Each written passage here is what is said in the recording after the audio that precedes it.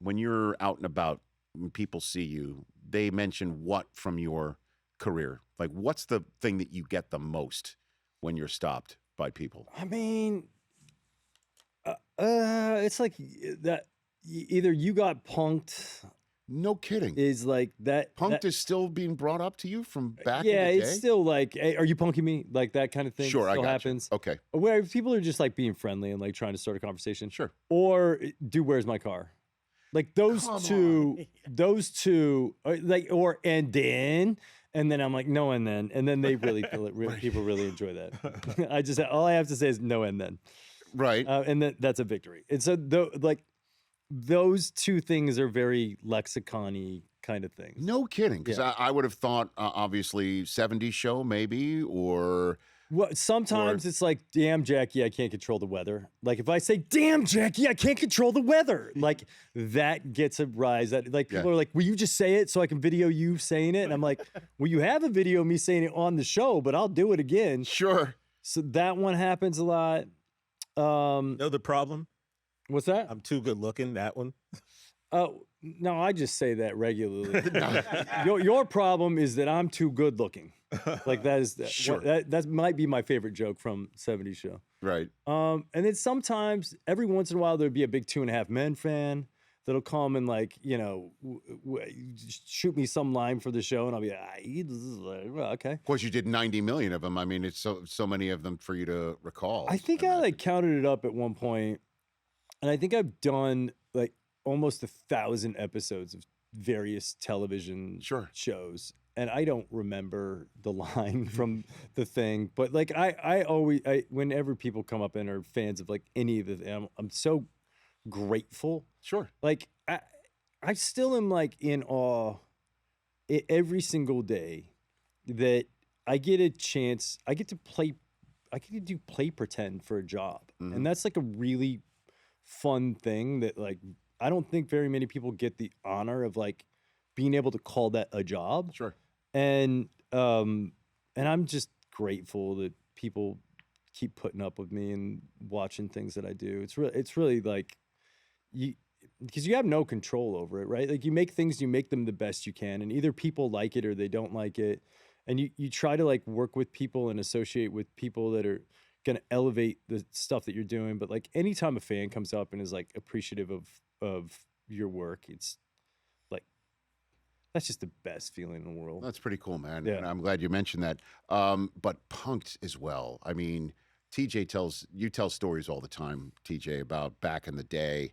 Were you at one point like particularly concerned that you were going to get sued or for your safety or something like that because of the stuff that you were pulling in a way that, obviously celebrities were not expecting at all? We always had lawyers in the control room at all times. Yeah. And we'd consistently be checking in on them, with them relative to what we were doing. Sure. There were like a couple times where I actually like felt bad. Like because for me the whole thing was like when it stops being funny, it's over. Right. Like the moment, like you want to drive it right to the edge of where it's like not going to be funny anymore, and then you call it, right? Because you don't actually want like someone to freak out. Like you want them to like freak out a little bit. Yeah. Like it's funny when friends get hurt. That's like a Kelso line. Sure. But so it's like a little funny, but like you don't want to get really hurt. Right. Of course. And there was like, I think we were doing like Busta Rhymes, and we were on an airstrip, and he was in the plane, and we had the plane get surrounded, and said that there was a bomb on the plane.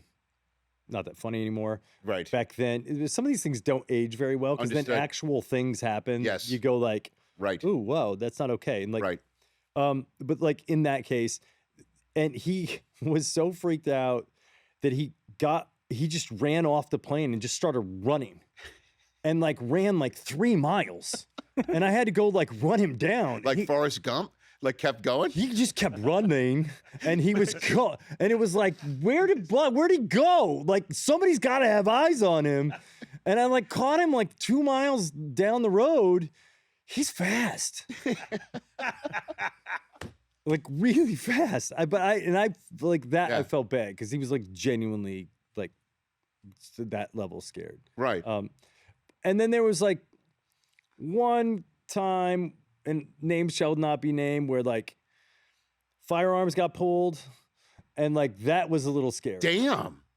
That was like, no, pull the plug out, done, and it was over. It never aired. And then there was one time where we had a baseball player that was in the middle of a contract negotiation with moving from one very fancy team to another very fancy team. Okay. And that wasn't public yet, and he was talking about it in with somebody privately, or at least he thought it was privately. And then I go, well, that at that point he has a reasonable assumption of privacy, and therefore, and it like legally it was like but he was very upset, and like we just destroyed all the tape, and we never aired anything that the person didn't sign off on airing. Sure. And that was like my big, because I like privacy. I appreciate privacy. I think everybody should have a right to privacy. And so I don't think it's cool to just shove a camera in someone's face and just air that. Right. Like, and so unless somebody explicitly wrote, I am okay with this being aired, we never aired anything. And there's a lot of footage where we spent copious amounts of money doing very elaborate stunts that just never, ever made it to air. Never made it air. But another part about it, too, that you talk about all the time, TJ, is the number of people that were sort of the bit players in the pranks became eventually major stars, right? Yeah. Like that you had some serious people who at the time weren't very well known, right? Yeah, well, it was Dax Shepard's like first job. Right. We had BJ Novak, who then went on to do The Office, right, and then directed an amazing film called Vengeance. I'm in it. Nice. BJ was on there.